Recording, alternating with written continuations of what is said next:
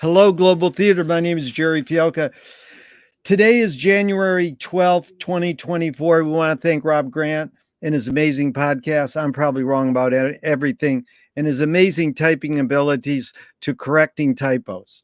It's an honor and a pleasure to be here with Emmett for part three. How is that? I don't know if I've ever done a part three, Adam. Thank you so much. And No, again, where in the heck you calling in from? today I'm in NYC, in the West Village. And I don't know if anyone knows the Cherry Lane Theater, but I'm really right just directly above the Cherry Lane Theater, a historic venue. Yeah, my wife says Cherry Lane is beautiful. So Yeah. the first question is about archive, and I don't think we covered it in part one or two.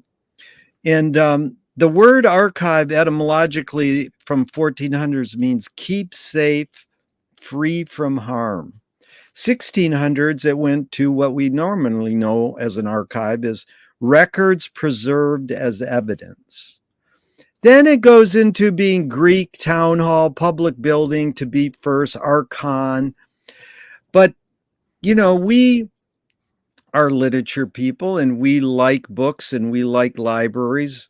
I go to a library every day, and I do appreciate that the futurists said destroy all libraries and museums. Though I don't want that to happen, I'm, kind of jumping off on that coincidence of opposites that you taught me, to get the big picture view. Because if you go with Ram Dass, you live in the moment, be here now.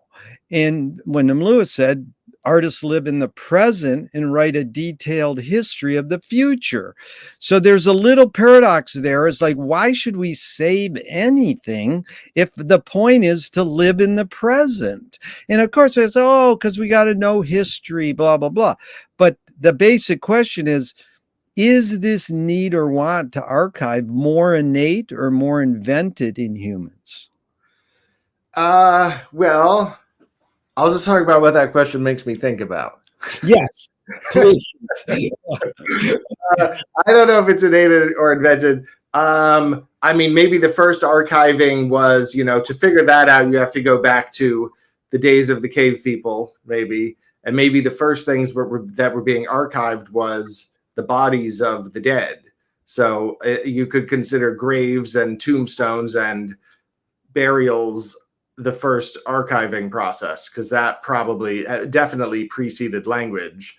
And, already here we are with Finnegan's Wake stuff, but, in the Viconian cycle, I don't know it that well, but I know that burial, like marriage, is a sort of turning point in the sort of overall scheme of things. And burial, I mean, obviously in a person's life, those can be turning points, but sort of on a more cosmic level, there's something where they're like the four turnings of the wheel or whatever, like one of them is burial, whatever that means. But my point being that it stems from, I would think, ultimately a wish for people who are dying to not have really died and to not have gone away forever, and all kind of archiving. And is that an innate human response? Yeah, I would say it is. It's weird. Do animals have that? I don't know. What do animals do when they die? I know like a cat will go off into a corner and kind of sit by itself in a corner to die, which is kind of weird. Like they intuitively like separate themselves from the group. A friend of mine's cat died recently, so he told that story, which was rather poignant. But I'm a fan of archiving in general. I mean, we're swimming in it. I would say that the access to information that we have now is one of the things about life in 2024 that I would say that's a good thing. That's an improvement over the way things used to be. And yeah, it was a little bit more thrilling when you couldn't track down some piece of music or something, like you'd read about, some outtake from your favorite band and you couldn't hear it. And, it would be like a holy grail type of thing. And now everything's available at your fingertips. Fine. There's some of the thrill is lost there, but overall, I think it's a positive thing. And I mean, you can choose to access it or not, and as far as artists, I would say the same thing. I mean, you can choose to know the history or not. I think it's just a matter of the quality of the level of attention that people are bringing to things. Like, on the one hand, I know that I read a Miles Davis biography, and maybe it was his autobiography, and he was saying, he had like 5 records when he was a little kid. You know what I mean? I'm sure he heard a lot of music, and I believe he grew up in St. Louis. Obviously, there was music around him, but on another level, he listened to those 5 records over and over again. And there is a value to that kind of intensive engagement with things. I mean, I in the Middle Ages, my understanding is that the way that people read was they read a lot more intensively, like more or less reading the same book over and over again. Perhaps I said the same thing last time. I don't remember, but no, it was good, because I mean that's what getting all this press on the Finnegan's Wake recently. You read the comments in New York Times article, and they go, "This is stupid. Why do these people read the same book over and over? Get over it." And it's like, that's the beauty. Like you and me know this, that by reading it over and over, we get into it deeper. Yeah. And it's all good. But it's funny, the access, especially anybody who brings up Miles Davis is all right in my book. That was amazing. But I'll tell you an example, because it's called power browsing. Like, my friend on the boardwalk, we talk music all the time, and he says, do you know Tower of Power's favorite funk song that they didn't play, like that they listened to? And I was like, no, what is it? And he goes, Funky Broadway by Dyke and the Blazers. I goes, what? I thought I knew the history of funk music. I go home, type it up, boom, I listen to it and learn the whole history of who they were. And, we knew the song better from Wilson Pickett or someone else, but it was an amazing thing that I could find that out immediately. Right. That fast and hear it. And I didn't, so that was good, because I know the power browsing thing came up years ago, on how we search for these things, but I could look up coincidence of opposites immediately and learn the whole history of it.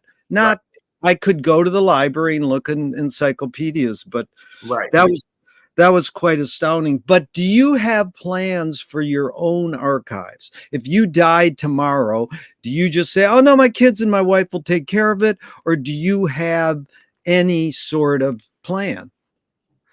I mean, I don't have a plan per se. I kind of feel like it's all there. It's not too hard to find. I mean, another consequence of digitization is it's not like I have like loose scraps of paper all over the place that need to be like put into some kind of binder. I mean, I have a little of that, but it's mainly it's just in the cloud already, whatever I did or said, you know what I'm saying? So it's kind of already out there. So I don't exactly have plans, but I do think about this a lot. It's very interesting to me, the idea that 100 years from now, I mean, we're just getting to the point where you can watch motion pictures that are 100+ years old, right? Yep. So you can watch video of, someone speaking. I don't know when the first talkies I know are like 1929. I don't know what the first just short clip of image plus sound is. Like, I don't know what the oldest possible image of someone talking that I can access is. And it's, again, we can find out on YouTube in 1 second, right?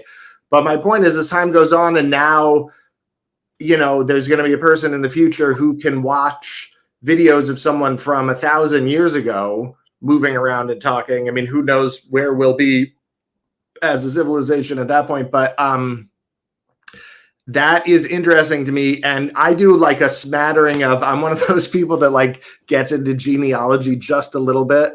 Like I've researched, you're going to like this because, maybe you'll like it.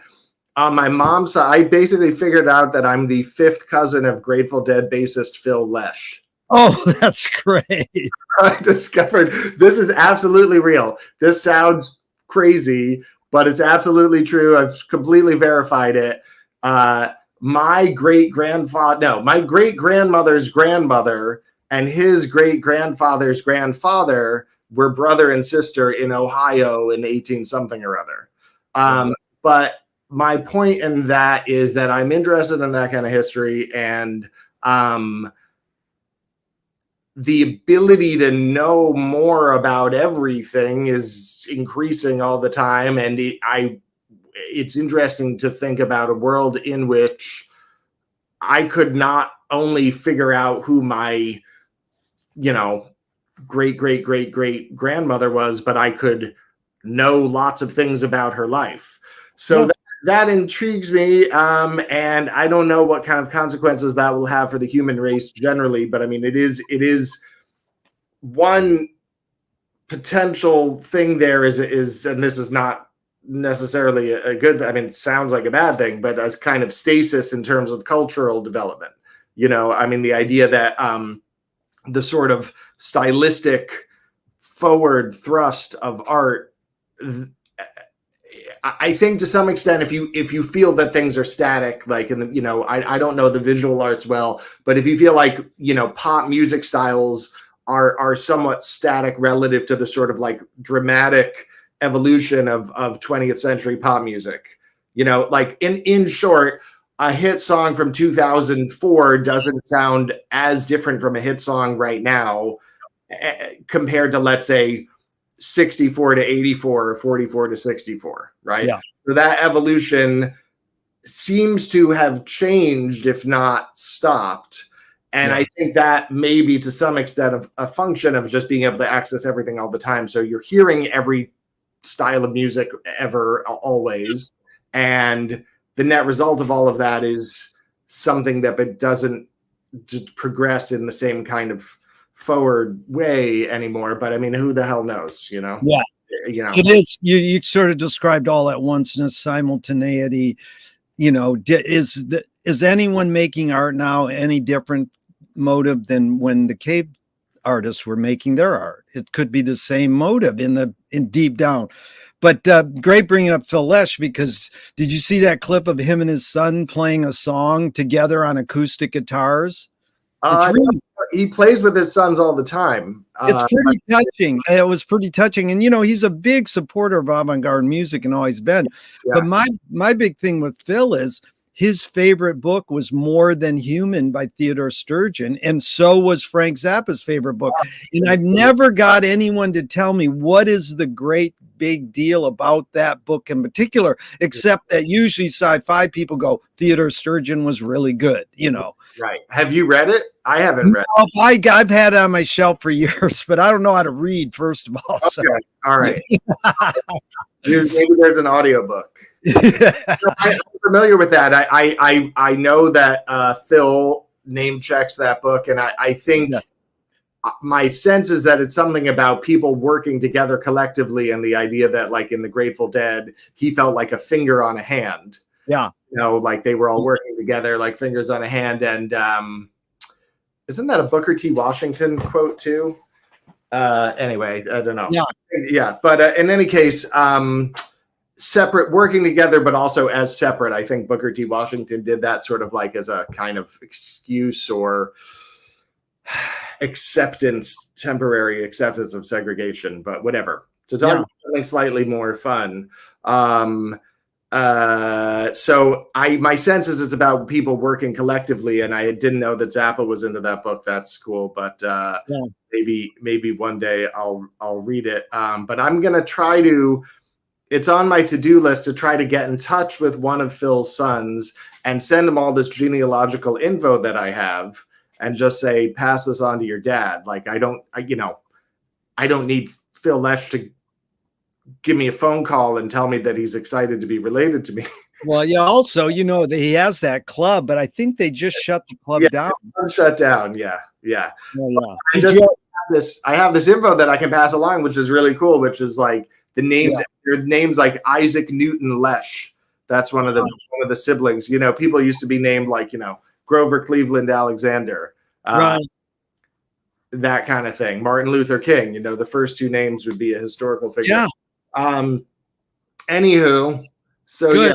Yeah. Okay, onward and upward. Now we'll get into playful questions. How do you find peace of mind? Well, I'm not able always to find it. I mean, it's a great question. I getting older helps. I was very mentally tormented, I would say, when I was a younger person with intrusive thoughts and repetitive. I don't know if fixations, repetitive thoughts, rumination. And I'm not entirely free of it now, but a lot of it, I would say, just kind of went away with time. Yeah. And I don't. I'm general. I don't know. That's the main one. I don't know that I don't have great strategies for if I'm freaking out, how to get myself to stop freaking out. But one thing that this reminds me of is I love moments. I don't know if you have these moments where you're worried about something and then you forget what you were worried about. And then you start to say, wait, what was that thing that I was worried about? I love those moments because now my thing is like, don't try to remember. That's good. Keep it forgotten. That's Adam. That is Joyce saying in the wake, remember to forget. Remember to forget. Yeah.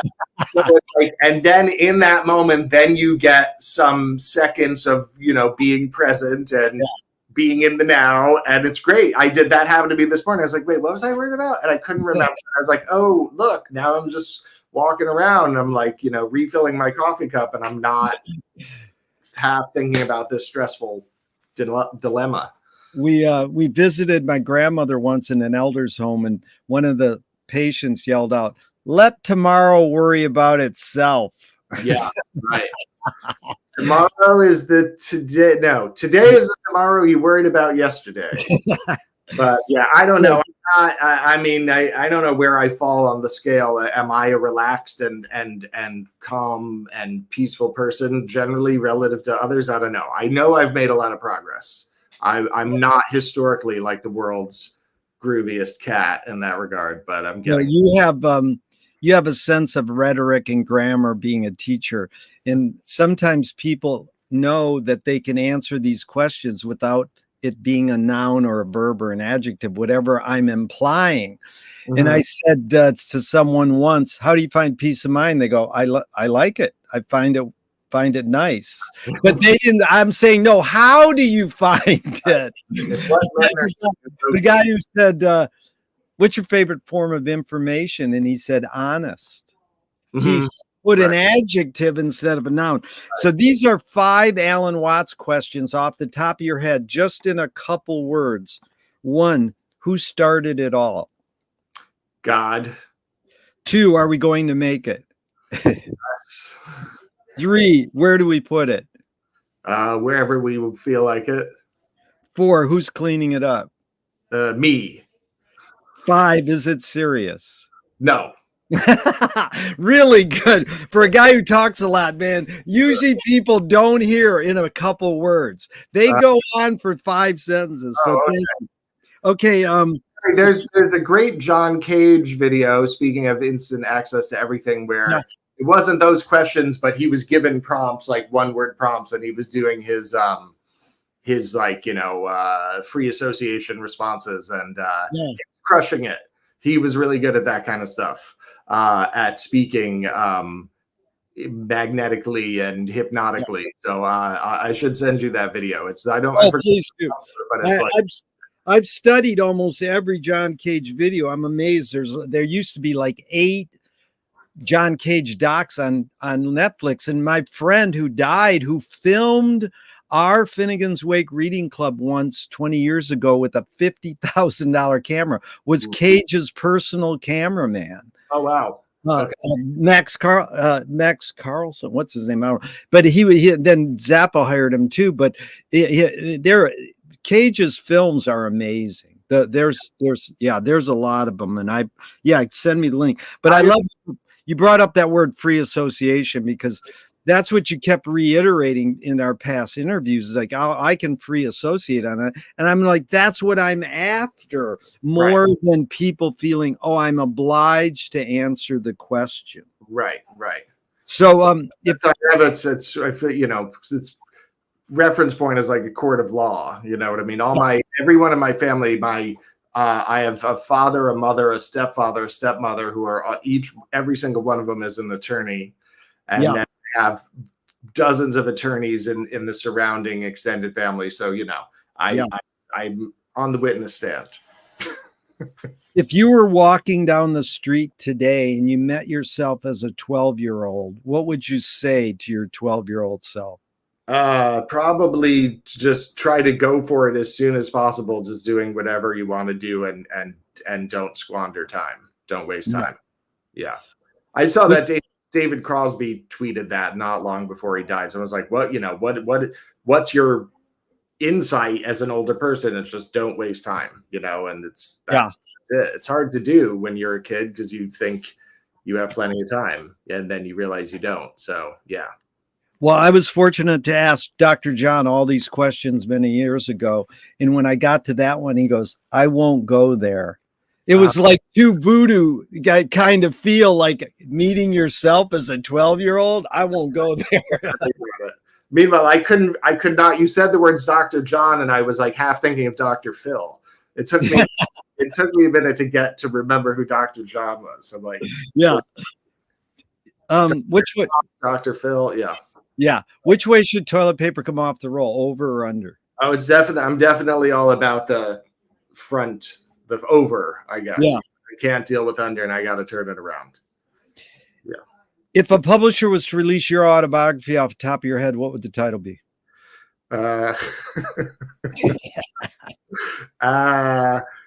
Geez, I don't know if I have a snappy answer for that one, but we're joking. My daughter jokes you kind of have to meet her to get how this is funny, but she jokes about talking about how perfect she is.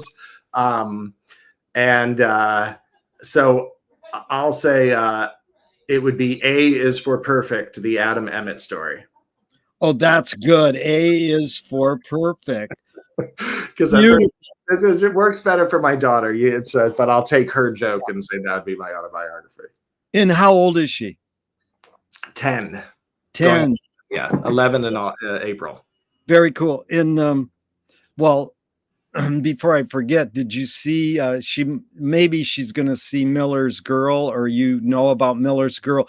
Jenna Ortega, sort of a young female movie star, is in a new book is in a new movie, Adam, where she kind of falls for her smart literature teacher. And all right. First of all, I don't want my daughter to see that. But secondly, I haven't heard of this. So who's the Miller? Is it like Henry Miller? Or? Well, no, I don't know. But I've just seen the trailer, and at the 9-second point in the trailer, he pulls a piece of paper, and there's a copy of Finnegan's Wake. Oh wow! Okay, and it's very intriguing. Just watch the trailer. But I mean, it's just, anyways. It had happened 20 years ago in a Coppola film too. Young about youth about youth. They cross a table and there's a copy of Finnegan's Wake. Interesting. So you wonder why. And they on your autobiography, they want to scent the glue in the binding. What smell? I don't have a great sense of smell, so I don't have strong feelings about that. But I will tell you, there used to be these editions of I want to say the publisher's name was, oh God, it might be Vintage, but I feel like that's wrong. And I can picture what the covers look like. But there was one series or publisher that was putting out some books like when I was in college where I loved the look and I especially loved their odor. And if I can remember the right name of the publisher, I'll let you know. It might be Vintage Paperback, but I feel like that's wrong. So whatever that smell is. Yeah, that's good, because it's a stupid question, but I got it because Madonna put out a book and the glue smelled like patchouli. Okay. All right. Yeah. I don't know. Yeah. I mean, it's like, I don't know. I don't have a lot of smell associations with books. Yeah. I don't know. How about this one? If a statue was built in your honor, where would you want it displayed and what would it be made of? I just went to the gym. When I'm at the gym, I was like, I'm a lucky guy. I'm on a treadmill and I can see the Statue of Liberty from the treadmill. I'm like, that's awesome. I should be treasuring this. So I'm already forgetting the question, but let's just say that's it. That's already partly for me and for everyone else, the huddled masses, including myself. That's beautiful. Tell me something good you never had and you never want. Something good I never had and I never want. I don't know, because if it's good, then I want it. I don't know. I mean,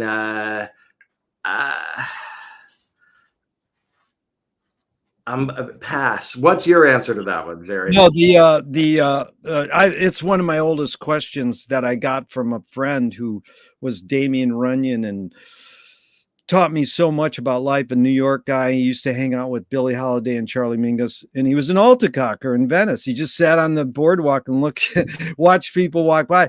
And he taught me that it's sort of like a metaphor for life. Oh, no, wait, that's the next one. No, tell me something good you never have, you never want. That's from NLP, Neuro-Linguistic Programming. Sorry.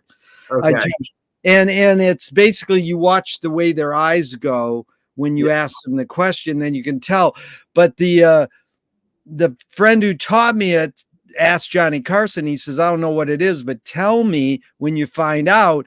And most people say, tell me something good you never had and you never want. Most people say money, fame, or heroin. Okay. Well, since I'm trying to keep this as low profile as possible, I'll say heroin on that. Okay. That would be the one. Because, you know, back to Miles Davis, like you do wonder, like, I wonder what it was about this stuff that, you know, but it's horrible and pernicious and ruins lives and people. Right, but you know, then people go, well, how do you define what good is? No, one of the funniest answers was something good that you never had and you never want, an expensive funeral. Yeah. Okay, now this is the question my altacocker friend taught me.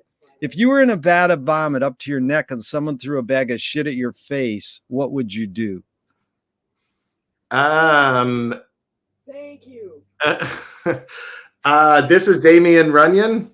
Well, he kind of was like a Damien Runyon kind of guy, but he really had a normal life. He married and was together and had kids, and he used to hang out at, you know, Cinema 16, Amos Vogel's place in New York, and he hung out with Billie Holiday and Mingus. He was just like a normal guy who got to expose himself to a lot of great artists growing up. And he sort of said that once to me, and I thought that's a good question. So I've asked it. Like my wife gets pissed when I ask it people because it's gross. Some people get pissed when I say it to them, right? You know, because it's gross, but it is, you know. Now I've been able to formulate an answer while you've been talking. Yeah. It would be to focus on the vomit as now being an improvement relative to the shit. That's it. Vomit looks better, you know, by contrast. Yeah. There's like, this is like a like Talmudic, like a Jewish, some kind of Jewish proverb or something where it's like a guy is, I don't know if you know this one. He's like pissed off all the time because he has too many relatives living with him. He's got 7 relatives in his house and it's driving him crazy. So he goes to the rabbi and asks for advice. And the rabbi says, you got to have 4 more people move into your house for a while and then have those 4 people leave. Speaking of too many people in my house. In and then leave. Yeah. Then they leave. And now you by contrast, you feel like you have, you know, space to live and breathe. So, you know, the shit thrown at the face, then removed would make the standing in the vomit seem not so bad. Yeah. Yeah, it's interesting because this woman on the Venice boardwalk once said, I'd take the velocity of the bag of shit and use it to swoop my way out of the vat of vomit. And I said, dude, that's an amazing answer because it evokes the short story by Edgar Allan Poe, Descent into the Maelstrom. Because McLuhan used it. If you're being swooped down to your death because of all this overload, you can flip it and use it to swoop your way out. Nice. Yeah. I wasn't even thinking practically. I took it as a given that I was stuck there with no chance of escaping. So, right. And then here's the answer, Adam. I love too. Is what would you do if you're in a bad vomit and someone threw a bag of shit at yours? Person goes, I wouldn't be in a situation like that. They just knocked down my whole premise. They're like, I wouldn't be there. But the great artist Mike Kelly we talked about last time. He's in Destroy All Monsters, rock band. He said, "Cry." Mm-hmm. That is like, okay. What's the cultural shift you see developing today that inspires you? Well, I would say that I mean, this is a bit random, but I think the kids today are not blowing their teenage years on drugs and alcohol to the extent that some earlier generations did. I actually went to a concert last night with my son, who is 13. And it was this weird kind of like electronic music that is sometimes featured in video games, and it involves like there's a lot of crossover with Japanese stuff. Do you know what Vocaloids are? No, but I'm imagining a Vocaloids. What is it? Vocaloid is like a computerized voice is doing the vocals. Oh, okay, good. And there are Vocaloids. There's one in particular named Hatsune Miku. Who are huge in Japan, and like this is software but it's a voice. And a musician can do a track where this voice is singing anything. And but people are huge fans of like this voice that there is no human being connected to the voice. It is software, but like that, like there are fans of this. It's weird. And you can go to shows where there's like this sort of image, like an animated image of this person, Hatsune Miku, who's not a real person, and you're hearing her sing, but there is no such person. So anyway, the point is I'm at the show with my son, and we were like this is last night, and we're like leaning against the bar, and no one's going for drinks at all, like not at all. Like people are the show, and then periodically throughout the show, like someone will come over and ask for water. Now a lot of them were under 21, so that was fun. But anyway, so I think that the sort of rock and roll, I was born right in the thick of like, oh yeah, like John Bonham choked on his vomit, so therefore I should drink 14 beers in this parking lot and listen to Led Zeppelin. And I think we've gotten past that to some degree, and I would like to say that I find it inspiring. I don't know if I can quite say that, but I can say that I find it encouraging. I totally agree with you. It's amazing. And there is hope, because there's many a Dead concert and a Zappa concert. I wish I hadn't smoked a joint or whatever, because I was like, what happened then? I should have taken notes, Yeah. And so that was good. What gives you no, let's see. We're going to do these three. Okay, first one is, what's a question that remains unresolved for you? Okay. I think I did this one in one of our other meetings, so I can't do the same answer. Or you know what? Maybe I will do the same answer, but I'll do it differently and more succinctly. The narrative, it's a bit solipsistic or self-centered as an answer, but what's the arc of my narrative? Yeah. You know what I mean? When I die, what's my narrative arc going to look like? Is there a sort of is there a third act that's like triumphant? Is there a third act that's anti-triumphant? Is this it? Am I turn out that this is the final week of my life? Like, obviously no one knows at any point in time where they are in that, which is really cool ultimately, right? Yeah. Because then you go back and you watch the video later, like, oh, you didn't realize at the time that you thought you were here, but you were there. So that question won't be answered really ever until I draw my terminal breath. But that's one that, if I'm being honest, I think about a fair amount. Yeah. How has two things, teaching shaped your behavior, and how has raising children shaped your behavior? Well, teaching, I bet I have a voice. I bet I have a sort of like, I'm declaiming a little bit, like I'm conveying information to you. I think if a person does enough teaching, they like lapse into a voice like that where they have that professorial tone. So I might have that to some extent. I can tell you that, I mean, you I think affectionately describe me as a know-it-all. Yeah, I'm glad you didn't take it as an insult. I am a smart ass, so sometimes it's easy to take those. I'm old enough to not be offended by that, and I know what you mean, and though I say so myself, I do contain a certain amount of information in my brain. But what was my point? I think one thing about teaching that is nice is someone who's a sort of, on some level, I always want to be raising my hand and saying like, oh, I know the answer, if I'm actually supposed to say the answer. I was joking with my brother about this. My brother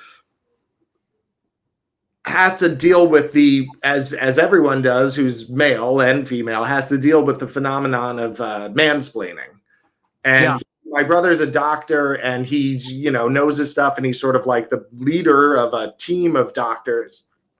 But he has to, rightly be, watch out for moments when he might appear to be quote unquote mansplaining, right? Yeah. And what I was saying is, as a teacher, is like I'm basically getting paid to mansplain, like it's my job. Not in a sexist way, of course, but just like I'm supposed to be a know-it-all. So that was a response to the first one, and then raising kids. I mean, it's actually there's two things. One thing that there's a sort of bad news, good news. I'll do the bad news first.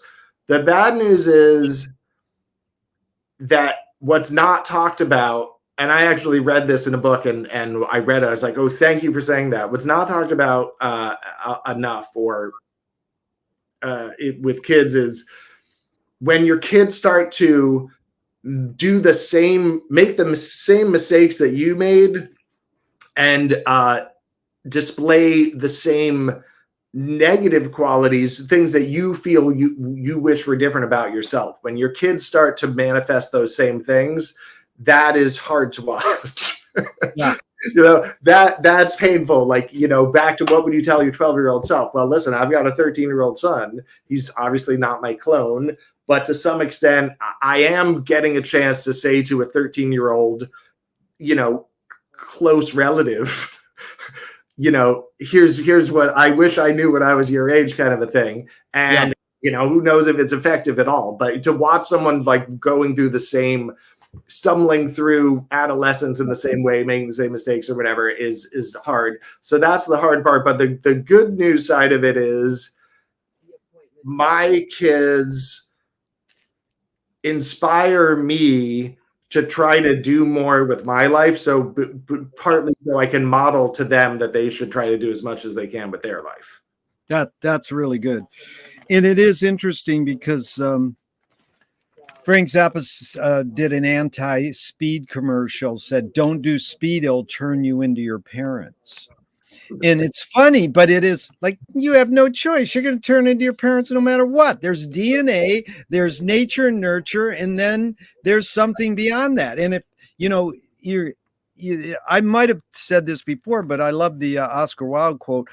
When my female friends were turning 50 and I was turning 50, I saw them fretting becoming their mothers. Mm-hmm. But my male friends didn't fret becoming their mothers, and that we're raised more by our mothers.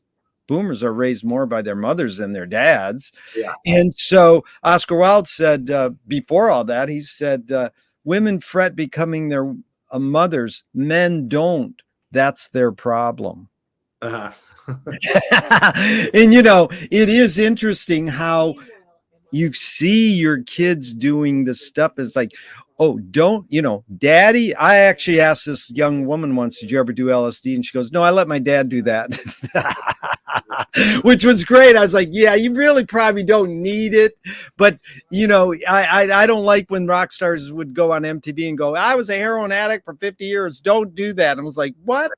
Come on. So this is like amazing what you said about how what you can learn from spending this time with people that you brought light. You brought them to Right. be present in the world.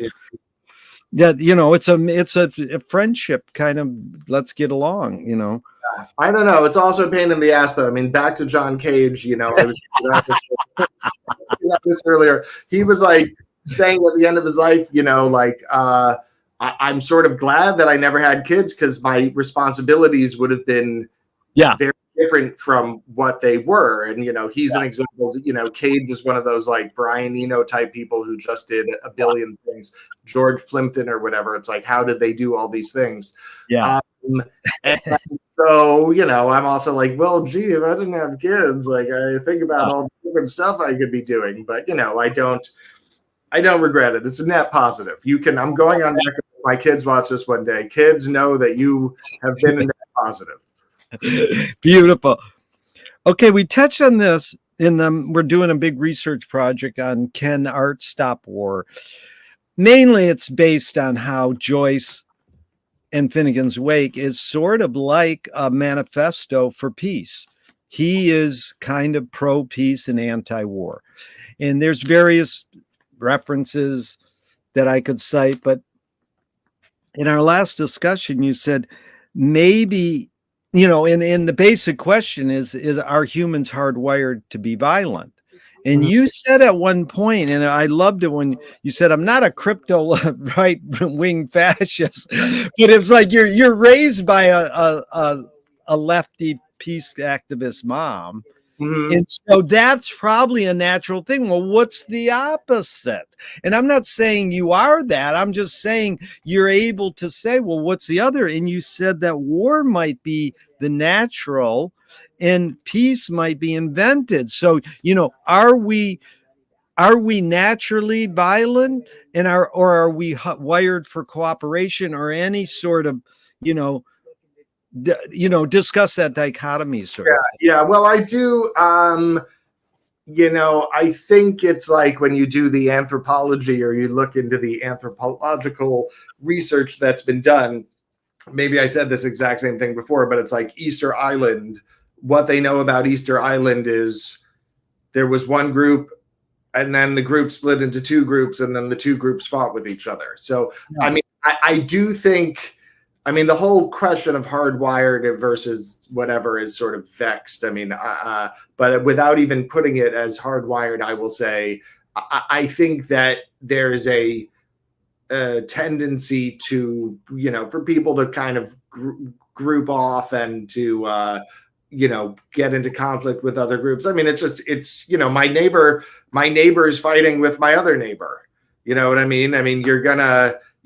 People are going to naturally butt heads and there's going to be conflict and, one form that can take is violence. Did you ever see Terrence Malick, The Tree of Life? Did you see that? Love it. I really love that movie and should make a point of seeing it again. But I want to say there's a scene in that movie where like a dinosaur is like about to like stomp on the neck of another dinosaur or something and just has an epiphany and sort of takes its foot off the neck of the dinosaur it's about to kill. And my reading of that in the moment was that moment is the invention of peace. The invention of nonviolence and tolerance and etc. So I think that it's the best invention ever, but I think that it maybe is something that species develop or evolve, but it doesn't at the same time.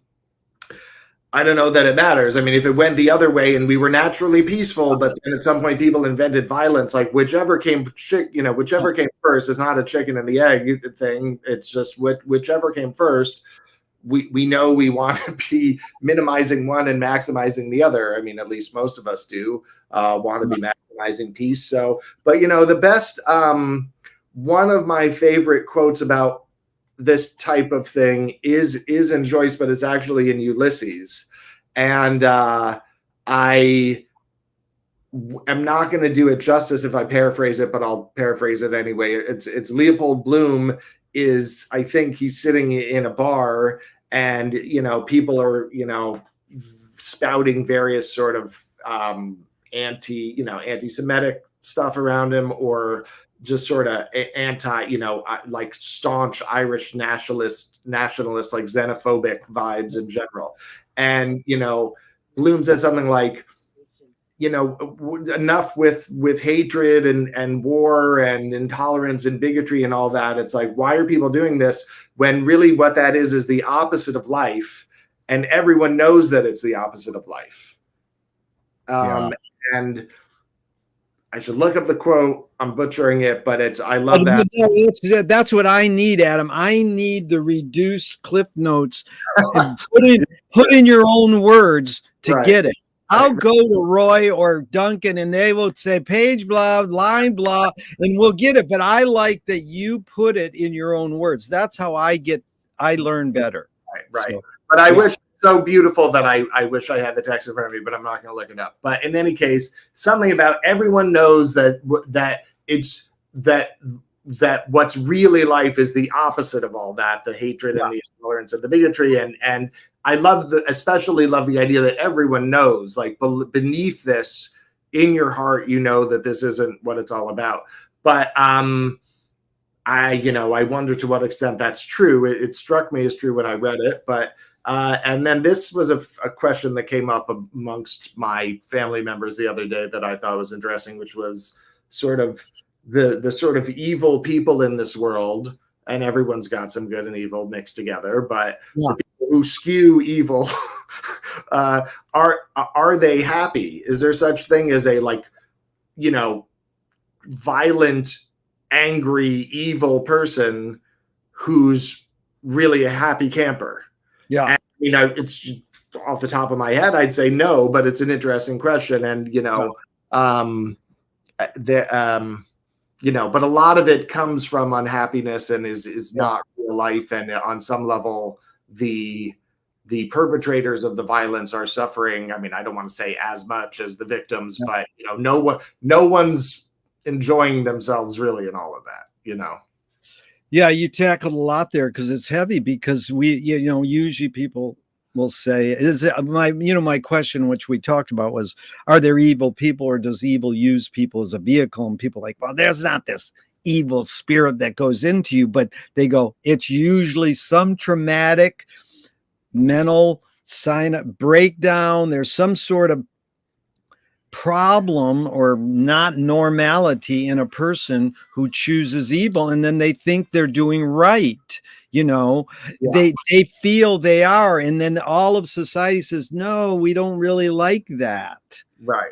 Don't do that. So that was heavy, because one thing you said was, if peace was invented, this is really contrary to the kind of the Maria Gimbutas thing I talked about before, where we're hardwired for cooperation.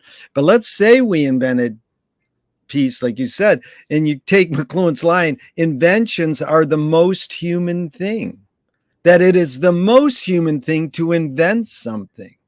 Because did we invent our need to eat food? Probably not. It's sort of like hardwired in us. Yeah.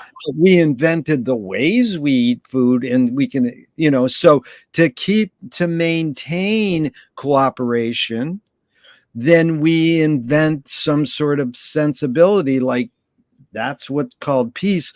But here's it even, we had that Can Art Stop War salon the other day, which I wanted you to be there, but we had a great group and I will invite you to these in the future, because it's more like we get 4 or 5 people together.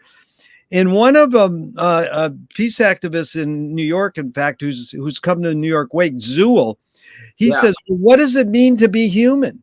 So I'm curious, your Milan Kundera, that writer, what did he write? Unbearable Likeness, right? Yeah. It says art uniquely provides a place where truths are contingent, ambiguous, difficult, where you are required to understand rather than to judge. Religion and ideology require that someone be right. A good novel challenges that delusion, teaching us to tolerate the essential relativity of things human. So, I mean, it's a lot of words basically asking, what does it mean to be human? Mm-hmm. Well, I'm just going to go off of the one part of that it's prompted something for me, and then I'll maybe circle back to what does it mean to be human? What does it mean to be more than human? Yeah. Now we're going full circle. That's good. Yeah. Well, the whole thing, I'll tell you one thing, the whole idea, there was something in the Kundera there, something in the middle of it about truths and like the truths are ambiguous or whatever. The whole idea of like truth as what you get out of art has never rung true for me. Like I've never felt like this is a beautiful melody because it's true, or this is a great book because it's true. I don't think that it's false, but that's never sort of connected with me as what's going on when I enjoy art. And the whole idea of like, oh, we just, all we had was 3 chords and the truth. I don't know. Is that like a U2 chord? I don't know. Like, that's never been, I mean, obviously different strokes for different folks and other people, obviously everyone gets something different out of everything, and that's wonderful. But truth is beauty, beauty, truth. That's John Keats. Yeah. No, it's a great poem. It's a good line. But I don't, I'm trying to figure out what like irks me about that. I guess because I feel that art is on a plane that is not to do with sort of true and false logical propositions. It just isn't, and I know that's not the kind of truth that Keats referred to, but I don't know. But the whole idea of quality, I'm assuming you must have read Zen and the Art of Motorcycle Maintenance. I know about it. Yeah, but go ahead. Yeah. I probably brought this up before. Because maybe I brought that up and you were like, at every single McLuhan meeting, someone brings that up. There's a lot of there's one guy who would always bring it up. Okay. Yeah. All right. Well, I have to reread this, but that was one thing that I read. I'm not like a huge acolyte of the book or, proselytizer for the book, but there's this weird theory that gets developed through the book that there's a sort of like unseen parameter in everything we do and experience that is quality, and some things just have inherent quality that's this sort of metaphysical intangible value that things have, that like sort of if we had the right machine we could measure it, but we don't have access to that technology. It's sort of a sort of beyond the human race's capability to be able to measure this, but things have it or they don't. That's how I actually feel about art. I feel like art has this mystical mojo in it that you could call quality, and some things have it more than other things, and it doesn't feel like the same thing as quote unquote truth to me. But as for what makes someone human, I mean, a human is human and a dog is a dog, and I don't think there's ever been a human who wasn't a human or more or less than a human. And here's a quote for you. I don't know who said this, but I think it was a professor of mine in college or something, maybe with reference to Nietzsche. I don't know. It was basically people who try to rise above the human race usually end up sinking below it. Yeah. So I just think people are people. I don't know. I mean, what separates man from the animals, from the beasts? Many things. Yeah. This is not just one thing. Well, we might have talked this, but the truth thing is, Louis Buñuel said, "I'm for anyone who seeks the truth, but I part ways when they claim they found it." Yeah. So everybody loved that. Well, I love it. One guy finally challenged me and says, "No, that's bullshit. Because if I'm going to seek something, it's because I want to find it." Right. And so I morphed it into the journey's more important than the destination. Why do we have to name or seek a destination if the journey's more important? Right. Yeah. Well, back on the seeking the truth thing, I'm trying to figure out if I think saying this has any value. I mean, it's but I also, in my whatever my spiritual quests are, they've never been about, I want to know the truth. I've never been George Harrison, my sweet Lord, I really want to know you. And I did say that like God started it all before, but I'm not, a Bible thumper or a strong advocate for any particular viewpoint. But my point is that spiritual seeking for me has never taken the form of, I really want to know if there's a God, or I really want to know what it's all about, or what the meaning of the life is, or what the meaning of life is. It's, to me, it's always, I recognize at some point that it was, is there a way to have more peace of mind, or to be happier, or to, whatever. And that, I've gotten a lot out of Buddhism in that regard. And so in that way, Buddhism is my favorite religion, because it's helpful in a more, direct way. And it's, knowing that there's a God or not, or that there's reincarnation or not, or, I recognize there's some of that in Buddhism, but is not, I mean, so what? So if I know that, then what am I going to do with that? But I've completely forgotten what the question was. No, it's all right. It's flowing perfectly. So the spinal tap there. If there's an end, then what's stopping it? And what's stopping it? I was merging into David St. Hubbins there, Nigel Tuffman. Well, one thing you touched on was everybody goes, well, why do we have to have a destination or name a destination? And they go, because we have to be focused. And I say, well, do you know what flaneur is?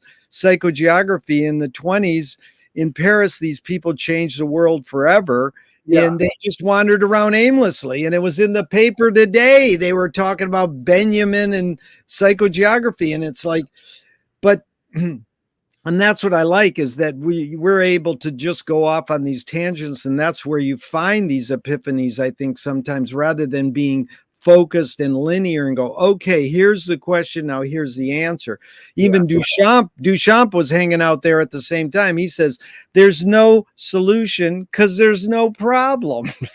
If people go, that's namby-pamby, you're avoiding it. And it's like, no, it's that's back to my thing. When you forget what your problem is, you're like, wait, God, I got to remember, what was it? What was my problem? And it's like, that's a moment of true Zen, freedom. It's free. You're free then. Because I have a list of what I'm supposed to do. And then if I lose the list, I have the day off. I'm free. and then the next day I start a list and it says find old list. There it is. Yeah. Oh God, yeah. But I wanted to touch on Joyce a little, but first, what's the difference between art and science? Well, they used to be not so different, right? I mean, there's Da Vinci or whatever. I mean, it's I don't know if it's, you could say it's a false dichotomy or it's a modern dichotomy, but I mean, scientific method is real, and there's a lot of overlap, and I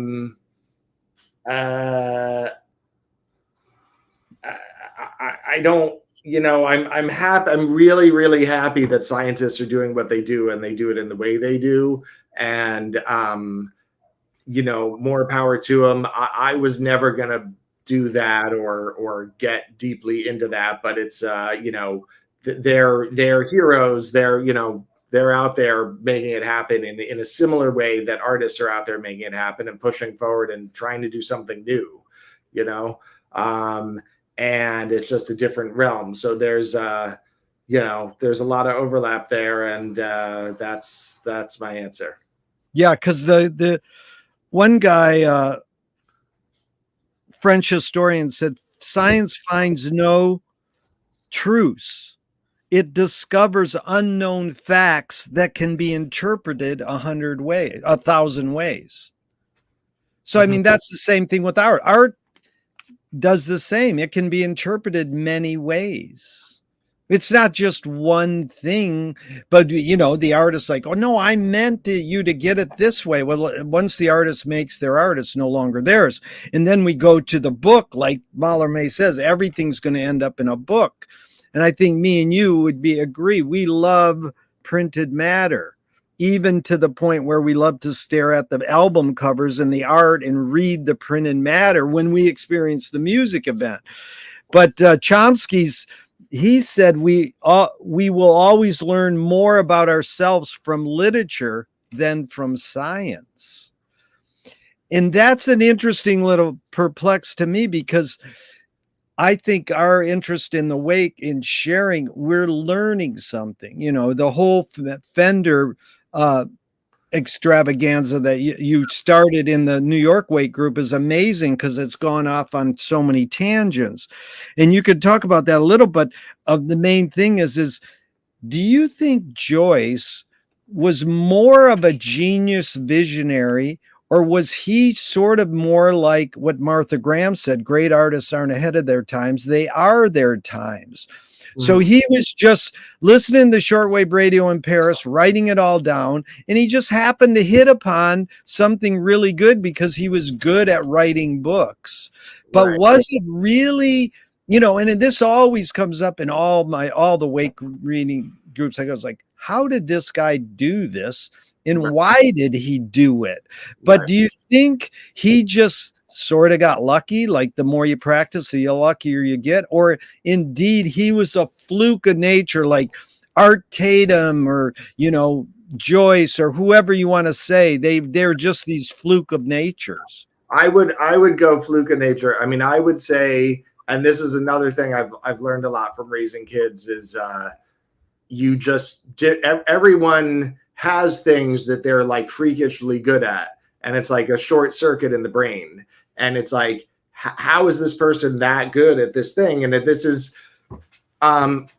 which is not to say that you can't get really good at something that you start out being bad at. That happens too. But to do the specific example of Joyce, I think he's, certainly one of these people who's got a short circuit in his brain that is verbal and linguistic, and that's what he was tapping into. And there's a Faulkner quote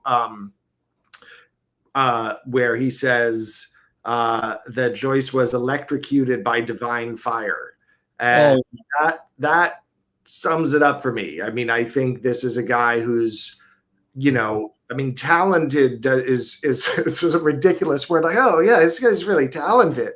Like, it's way beyond what, the word talented. I mean, it's a human being who, by, freak of circumstance or accidents or genetics, environment, is electrocuted by divine fire, has a linguistic, verbal experience happening within him that was serious business. And I don't, but everyone doing anything is obviously, 99% of it is already out there in the world. The world you live in, the people you interact with, the language you use. Even if Joyce is making up his own words, they're amalgams of words in existing languages. He's not really inventing a language. He's not really inventing anything in some way. But that, 1% that is the individual's contribution to it, that he takes, he takes a world of experience and, surroundings and sort of puts his spin on it. That's I wish I had a better way to say it than that. But I have forgotten what the question was again. No, but Adam, you answered it. Let me just go up on that, because you said he was. There was a line that you used in our first two interviews a couple times that I like. You would go, I'm just making these things up. Oh yeah, I don't endorse any of this. When I like, that's what I'm after, because people rely too much on, well, I'm not making this up, Jerry. I'm telling you what I've studied and learned in my life. But you would say I'm just making things up. McLuhan has this big thing where he talks about making and matching.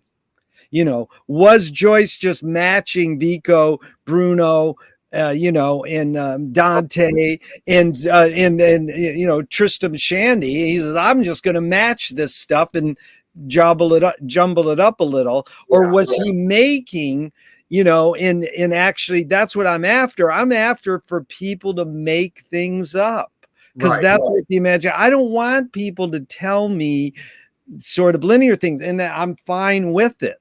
So that's what I think, because when you said that Divine Fire Faulkner quote, that's Cage. He said, John Cage said, I learned from my teacher that music soothes the soul and makes it susceptible for divine intervention. Yeah, I know. I'm agree with that quote. Yeah. Yeah, whatever you want to call divine, whatever divine is, it doesn't mean that there's some sort of thing that it's happening. And so the purpose of music is to quiet and sober the soul and make it receptive to divine influences. Yeah. It's really beautiful. But when I ask people what is the function of music, which we probably covered in the first one, it's usually, various answers. And one of my favorite is to keep people from going insane. But dance is really it. And this is Leonard Cohen, because I'm curious your take on Joyce. Leonard said, the only way you can sell a concert is if you put yourself at risk. And if you don't do that, people know. So what role was risk in Joyce's creative process? Because he sort of hit the Holy Grail with Ulysses, and then he goes, I'll show you, because in the big picture, Joyceans love to say, well, Ulysses is great, but he went too far with Finnegan's Wake. Right. Well, back to the Faulkner and Electrocuted by Divine Fire, and I've been thinking about this a lot, the idea of risk and danger, a sense of danger in art. And it gets back to the rock and roll, death cult thing, where it's like, why is it interesting to see these guys up there, and you kind of know they're on a lot of drugs? Like, why is that interesting? And I mean, if it's interesting, and again, it's pernicious, and kids don't do drugs, et cetera, but if it's interesting, it's because you're seeing someone who's not totally in control, and you don't really know you don't know what's going to happen. Yeah. The fact that they're not totally in control is engaging, and that element of danger is appealing. And I would say in Joyce's case, and this is back to Electrocuted by Divine Fire, I don't think he was in some respects in control of what he was doing. I mean, in the sense that he wasn't pragmatically thinking, I just wrote Ulysses. What should I do now? Maybe I'll try to push that further. What would be something more modernist that I could do? Oh, I know. I'll write Finnegan's Wake. I mean, I don't think it was like that at all, and so that's the sort of double-edged sword here. Is you could say, like, what the fuck? This is, I can't read this. I'm doing 4 hours of Finnegan's Wake Zoom meetings a week, and I still don't understand this shit. Yeah. And so you could say, well, he went too far, but I mean, I don't think he had any control over what he was doing, and there was no brake pedal there, and I don't think that was. I mean, it's sort of partly an aesthetic choice, but I think it's just a kind of a personality thing. But I will tell you that I also just recently figured out the best way for me to enjoy reading Finnegan's Wake, and probably a lot of other people already got there a long time ago. But for me, I just realized it's to hear every sentence, assuming that you're understanding it perfectly and you're getting it. And then any sort of further, okay, now let's pick this apart and try to untangle this and figure out what this is a reference to, et cetera, et cetera. That's fun too. And obviously I do that. Yeah. But for enjoyment, just like let it wash over you, and whatever thoughts and images it triggers, just go with that. And probably everyone else has been doing that for a long time. And I do it too, but I just realized to sort of intentionally do that. Like, if you find yourself saying, oh, but what does that mean? What's the solution to that crossword puzzle? Just don't go there. That's been working for me. But really amazing. Just really quick, because we did Ulysses last night. I cannot get what I get out of the wake with Ulysses, and I stare at the words, and these readers are amazing. And Duncan's running this great Ulysses group, and it's truly enlightening, but I can't get that quite. And then I had to go fix some food, and I was listening to it in the background because they literally do this with Ulysses worldwide. People read it on the radio for 24 hours, and you don't have to have the text in front of you. With the wake, the text. What I think you were saying is pull the wool over your own eyes. That's the subgenius, and go with it, that you're understanding the wake, or whatever, you're absorbing the wake without trying to linearly understand it, grammatically and rhetoric. But what you said was really what Steve Martin loves to quote David Mamet. He says, all art is made with, great art is made with the unconscious mind. There's, so that's, but Joyce is very conscious is what he's doing, but he's unconsciously being, he's unconsciously being conscious, or something like that. It's sort of maybe back to the concept, the opposites, the coincidence of opposites. Yeah.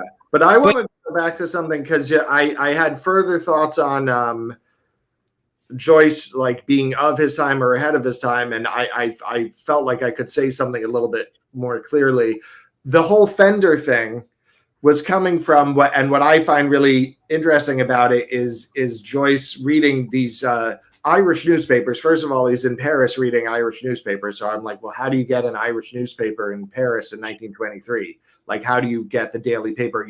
Maybe you could subscribe and they could be shipped over or whatever. But I love, for some reason, works of art that are inspired by just everyday things, like like a little item in a newspaper, and or someone said something, and that little offhand remark triggered this song or whatever. So the idea of this guy sitting there and reading these little sort of humdrum news articles and turning that into Finnegan's Wake, I think is really cool. But that is very much evidence for the work of art, being a sort of emanation of its time and of the zeitgeist. And I mean, it's going to be that whether a person tries to make it that or not. If you work really hard to make this not zeitgeisty and not of its time and place, it's still going to be of its time and place. Somebody said about Alexis Smith, her a great artist who just died, said if she didn't exist, we would have made her up, because she basically was a collage artist who integrated American culture. It's in the New York Times obits on Thursday, and I was going to bring it up. She said she critiqued the American dream, but bitterly sweet with sympathy for those who chase it. So which one are you? Are you part of it? And I got to interview her once, and the other line I loved is she said, I made stuff out of everything. I mean, everything you can imagine. So that I says, well, that's the wake. He made stuff up out of everything. Yeah, that will ever happen, ever will. But he also added this other thing, imagination, and pushed it farther. So did he imagine things that couldn't happen? Is that what art does? Sometimes it imagines, it takes you to a place where it was never thought of before. Well, something what you're saying is reminding me of one of these paradoxes, which is the omnipotent being. Can an omnipotent being create an object that is so heavy that the omnipotent being can't lift the object? So it's a logical paradox. It's like, well, no, well, then I didn't want to gender the being, so I'll say they. The omnipotent, can an omnipotent being make an object so heavy that they can't lift it? No. Okay, well, then it's not an omnipotent being. So it's one of those logical paradoxes. But can an artist imagine something that isn't? I guess the parallel is, well, like if you imagined it and you put it on the page, well, now it does exist. So it's pulls itself out. It does exist. It's like you evoked Woody Allen. It achieved ultimate heaviosity. And the other one was, that's where Zappa would get his songs. He read about this guy who gave women enemas as a sort of a thrill. So he wrote the Illinois Enema Bandit, so he could play the blues. And it's an amazing song, but it is him just getting it from a newspaper article. Right. You know what else like that is the song Biko, Peter Gabriel. I mean, obviously that's events in the world. So it wasn't just some article that no one else read, but he was just like having breakfast and reading about Biko, and A Day in the Life is the classic one for that. There you go. That's a good example. Article. Yeah. And so, I asked people, about the word anarchy, and I think we may have gone over this. Utah Phillips says anarchy is making rules for yourself and not other people. Who's entitled to make the rules? And then I look up the word and people go, oh, well, we're all entitled to make the rules.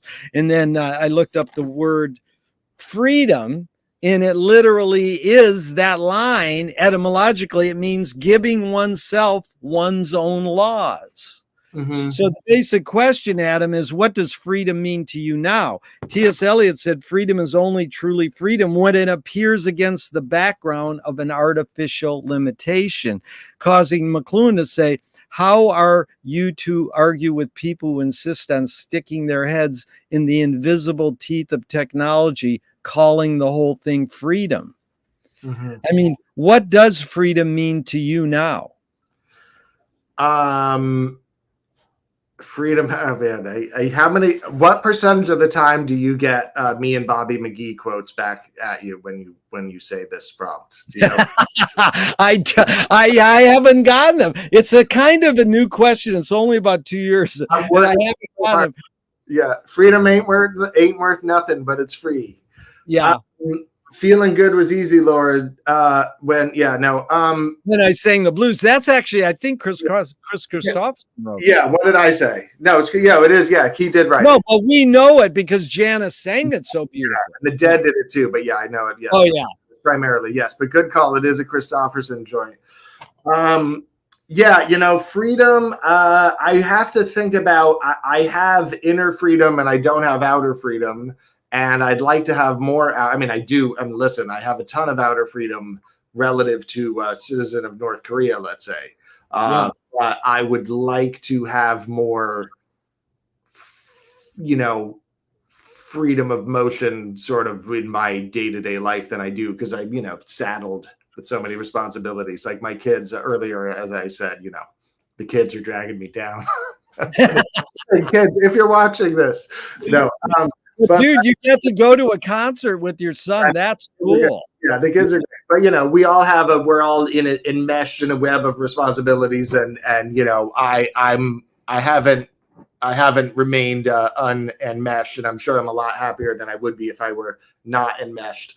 But I am trying to think of a freedom that I didn't have and then acquired. And I don't know. I mean, I would say that a freedom that I acquired over time would be more freedom of thought and expression with increasing comfort in my own skin.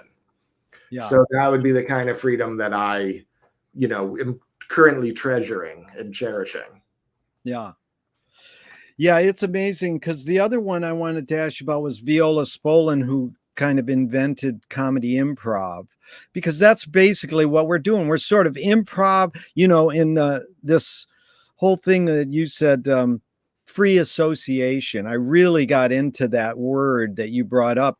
Yeah. And I went into stream of consciousness and studied in Wikipedia where stream of consciousness came from, tongue-in-cheek, wit, simultaneity. It has been amazing. But Viola Spolin was in Chicago, and she was a social worker, and she was doing role playing and kind of started comedy improv with Second City and Groundlings and Saturday Night Live.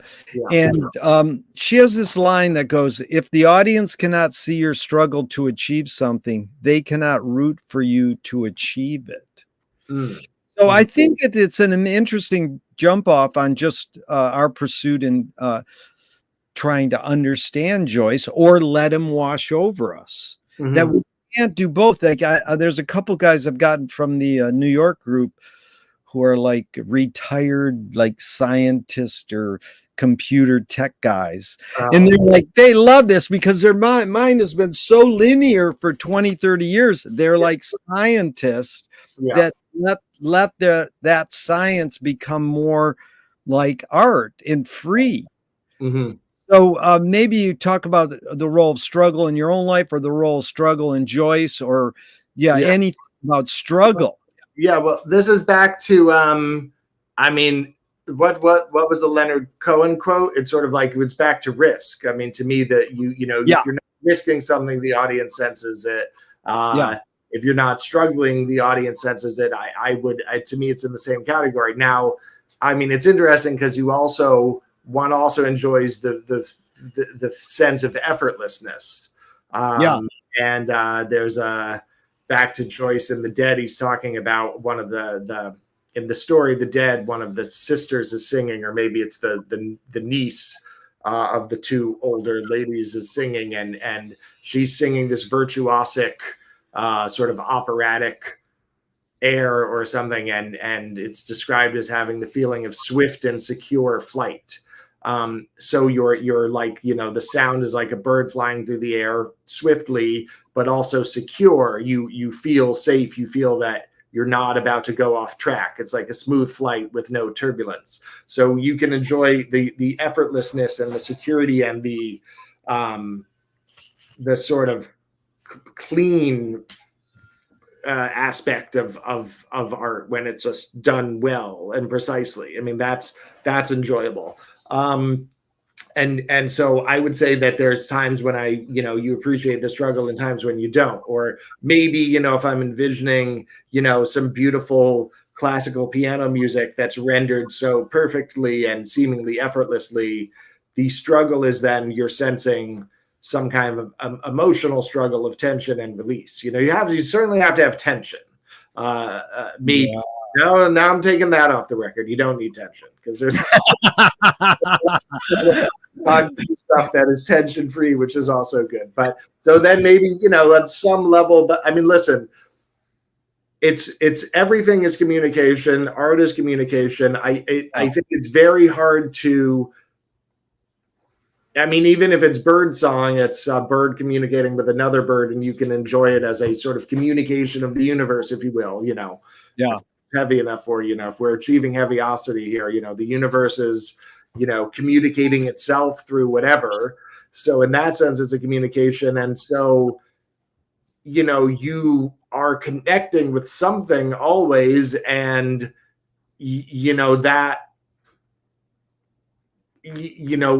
there's some will behind it or effort being made to connect with you. And so that is in itself a struggle. Like someone wanted you to hear this or to perceive this, or someone wanted to get a message to you. And just that in itself implies struggle. Like, I got to get this out to you. And so that's why I would say it's always there. Yeah. My wife's a pro singer, and sometimes she sings a song and she flubs on a lyric, and she literally will take her hand and slap her cheek, like announcing to the audience, I messed up. And I'm like, don't do that. They don't know you messed up, but then it probably renders them more empathetic and like, I paid money to see you not fuck up, and now you fucked up. You're human. Right. I'm getting my money's worth, And so that's like, if art is back to imagination, I grew up on feel-good movies. Like, this is what movies were supposed to do to you, not make you think or do more than that, make you feel good. But then what is it to be human is to see someone fail, because you want to know that that's a human thing to fail, and that's part of the struggle. But, it's some of those words that, coincidence is rooted in to fall together. There's no apparent connection, accidental agreement, And that's what Zappa invented, the word xenochrony, which is strange synchronization. So it's like how these things fall together. Tongue in cheek comes from speaking insincerely, like, and wit means sly irony. So it's all these things that Voltaire says a witty saying proves nothing. So it's like all this. I think what I've learned from our times together is that you're getting to a deeper thing by being witty or being free association or letting the coincidence happen in the midst of us trying to talk linearly, like we're not just like they asked Andy Warhol once. He says, what's the meaning of this art piece? And he goes, can I just go blah blah blah blah blah, blah.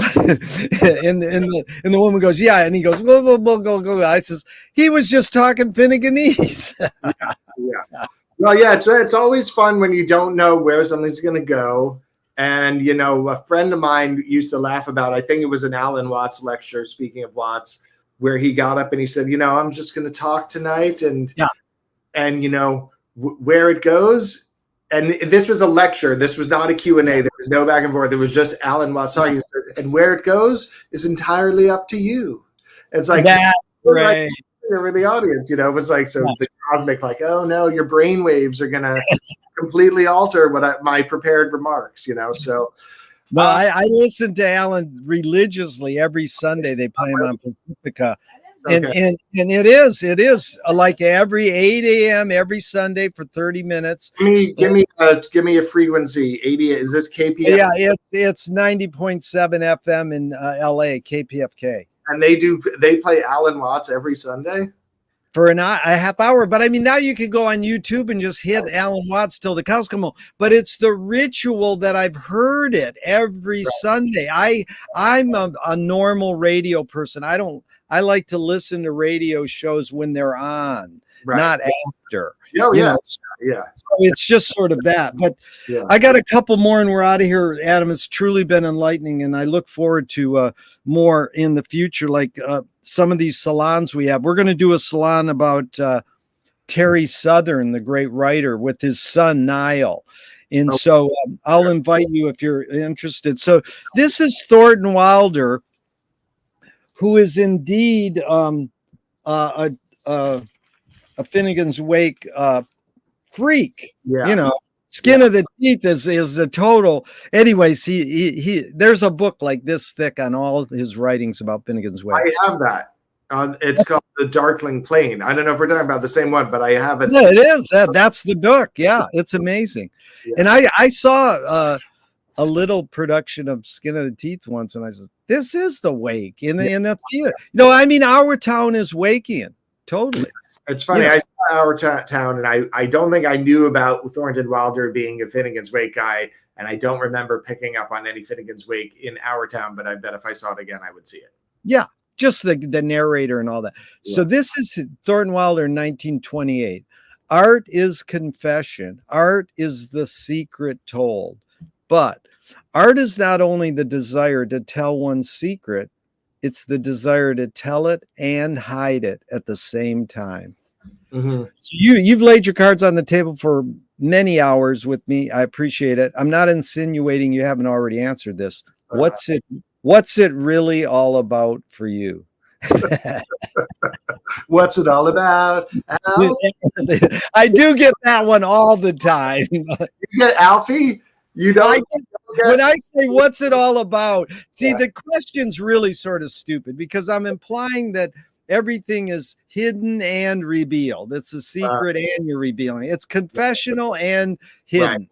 But then I say, well, what's it? And so I'm sort of implying to the person I'm asking, well, you haven't really told me. Now tell me what it's really all about. So the wording is what's it really all about is just how I form the question. So I continue to ask it that way. Got it. I listen, I love that's one of my favorite Bacharach tunes. So I'm happy to just, that's a positive thing if I'm thinking. But I'll go tangential. Your thing about, or Art or whoever you said it was, Thornton.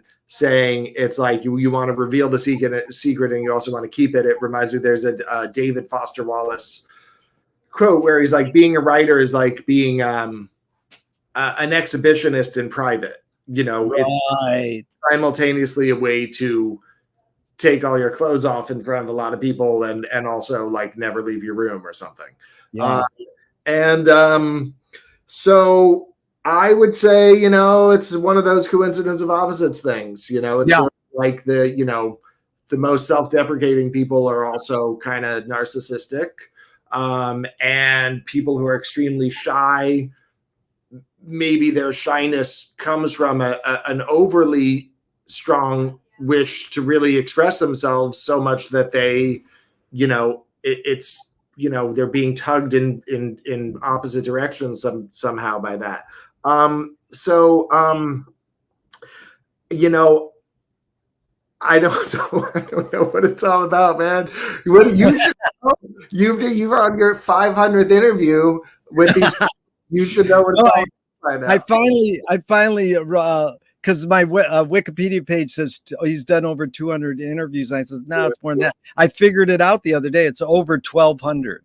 Holy smokes! But that's nothing, because you know the record I think is Larry King. He's got like 10,000. But there's a guy named Scott Horton in New Mexico who's done and it's anti-war radio on Pacifica. He's done 10,000 interviews. I was like, whoa. So I mean, it's not about the quantity, but were they 90 minutes? Were they 90 minutes? And you're saying 1,200 distinct people? Yeah, 1,200 is mainly difference, but sometimes I'll do them 10 years apart. But now I'm doing these two-parters. Right. Yeah, I mean, it's over a thou. Yeah. That's great. Well, you know, some say you need 10,000 hours of something to really get at it. So that's a good one. But you know, Auden said, the poet said, I don't know if art activates me or pacifies us. So you brought up, I mean, the coincidence of opposites would be a great salon topic because it can go in so many directions. So the last question is, what gives you the most optimism? Well, you know, life goes on. Life, you know, famously goes on. And so I'm optimistic because I think that, I think that the complete stopping of life is not going to happen, no matter how awful things get with the climate or whatever. I think it'll go on. Yeah. And in that sense, I'm optimistic, but I don't know where it's going. Yeah. But I know it's going somewhere. yeah, and, you know, back to the invention of peace. I mean, you know, as you know, you could be, oh, it's our world sucks. It's apocalyptic. And I was talking about this with my mom. It's like, yeah, things are a little apocalyptic, but you can make a strong argument that there's never been a better time to be alive than right now. I mean, there's stuff. I mean, start with the medical care, the dental care. You know, whatever that's a, you know, the level of tolerance that we have now for, you know, gay people that wasn't there even 15 years ago.